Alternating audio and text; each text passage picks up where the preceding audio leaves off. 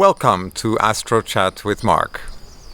Today I will discuss the physical zodiac, astronomically, the ecliptica, and some aspects of the paths of the planets in the solar system. To understand how we find the zodiac in the night sky, it is first important to understand what is the ecliptica. So let's imagine a flat disk. At the center of the disk is the sun, and all the planets are then moving on the same more or less flat space around the sun. This is the ecliptica, this disk shape. Here's an image of the path of the planets, where you can see that the different planets have a slightly different angle to one and another, but basically they are all on a flat plane. Interesting and important for the purpose of this discussion is that the moon also has its path on the ecliptic.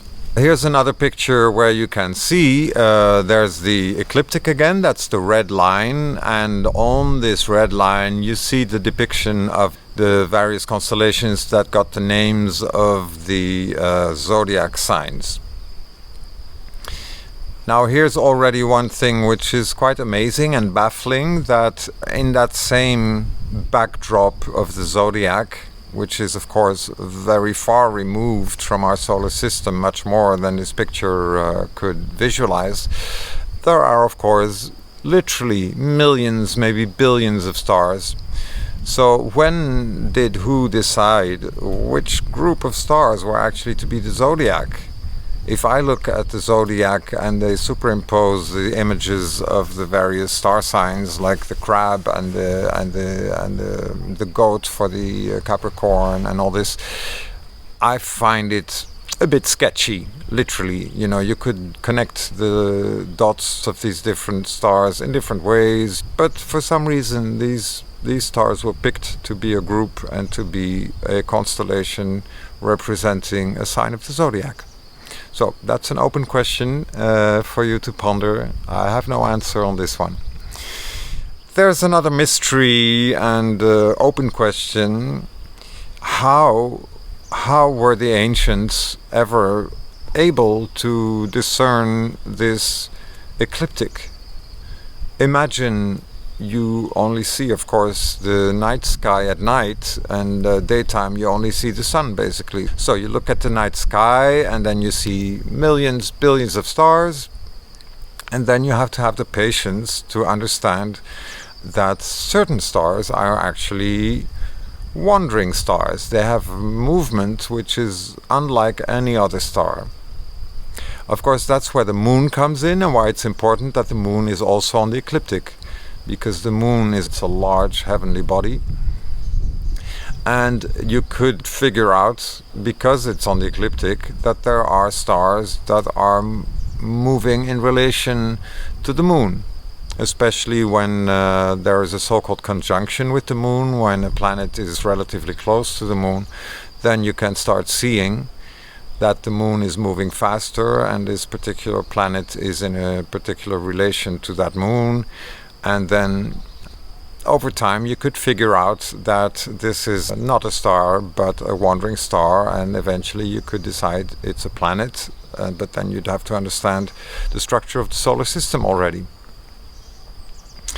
Another fact is that you can only see Mars, Jupiter and Saturn. Basically these are really the three only planets that give relevant information, because Venus and Mercury are too close to the sun. Their path is within the path of the Earth. Obviously, it's an inner planet, so-called inner planet. The Earth is moving here, and then Venus is moving closer to the sun, and Mercury is quite close to the sun. So they don't really make a big motion in relation to the moon. Visually, they make a motion in relation to the sun. You can see them at sunset and at sunrise, sometimes. So how does that work? The path of Mercury from a geocentric point of view, geocentric meaning you look at the sky from the Earth point of view. Imagine Mercury is making this circle around the Sun. And of course, because it's in the ecliptic, you see the circle like this. You don't see it like this. That would mean it would be perpendicular to the ecliptic. But no, it's doing this. And most of the time you don't see it at all, because Mercury is not visible due to the sun shining too bright. So this is what you see. And then only when it's far enough, at its furthest points in this circle from the sun, you briefly see it at sunrise and sunset. The maximum distance of Mercury to the Sun, astrologically, is 28 degrees.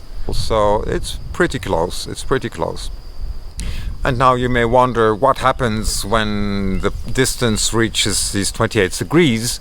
Well, that's where retrograde motion comes in.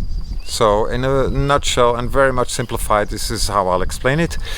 If this is the path of Mercury, and we see it in the ecliptic, we see it on a flat line, what you see from the Earth's point of view, let's say that this is the movement forward, then you say, oh, now it's going backward, oh, now it's going forward, oh, now it's going backward.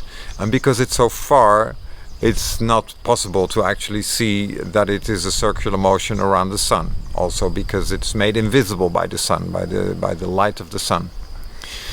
So anytime it reaches the furthest point, 28 degrees, and there it goes backwards until it appears again, and then at the furthest point on that side, it will go forward again.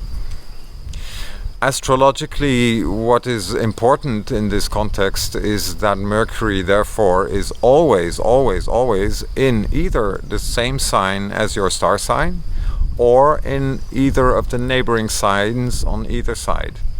There's no other option. So to give an example, if your sign is Taurus, on one end of Taurus there's Aries, on the other end is Gemini. Depending on the year you're born, you will see that Mercury is either also in Taurus or in Aries or in Gemini. Venus has a slightly larger orbit, but the path still is within the path of the Earth, and there the maximum distance is 48 degrees. So that is, let's say, 1 and a generous half sign. So in the case of Venus also there are 5 options, but they are relatively close to your sun, to your star sign. So in that case, let's go with the same example. You are born in the sign of Taurus. Venus then could be either in Aries or in Gemini, but also one sign further away, which in this case would be Pisces or Cancer. The planets that are outside the orbit of the Earth behave a bit differently, but they do go retrograde as well, but in a different way. Let's put it that way. So back to the ancients and their skills of observation. On the other end, there is Saturn, which is the furthest visible planet. The planets beyond Saturn are not visible with the naked eye. You need a telescope. That planet takes 28 years to make a full circle. So imagine tracking Saturn. You would actually need 28 years to observe Saturn making a full circle, which is kind of unimaginable with primitive technology. And now we have all this knowledge and we have the models, so we can reverse engineer it. We can just say, okay, we know that Saturn has this orbit, so we can calculate where it is. There is a thing called precession, which means that our entire solar system is moving in relationship to the stars. Now this will be a next video, but the zodiac as we use it is not exactly aligned with this backdrop that I just talked about. This is another mystery. The zodiac as we use it in astrology is aligned with the equinoxes and the solstices. But as I say, it's enough for this video. There's a lot to digest. I will put two links in the description, one with a video so you can see visually how, that's of course theoretical, how the solar system was created, how it was formed, which explains this flat surfaced disk of the ecliptic. And I will also put a link to a website to read where also things are explained in a clear and not too extensive way. And otherwise, of course, you can browse the internet, you can browse YouTube. There's tons and tons of material on this topic. But I believe for now that was enough. I hope it was clear enough.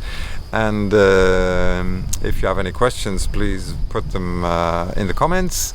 And if you like what you see, please subscribe to my channel and press the thumbs up for the video. Thank you.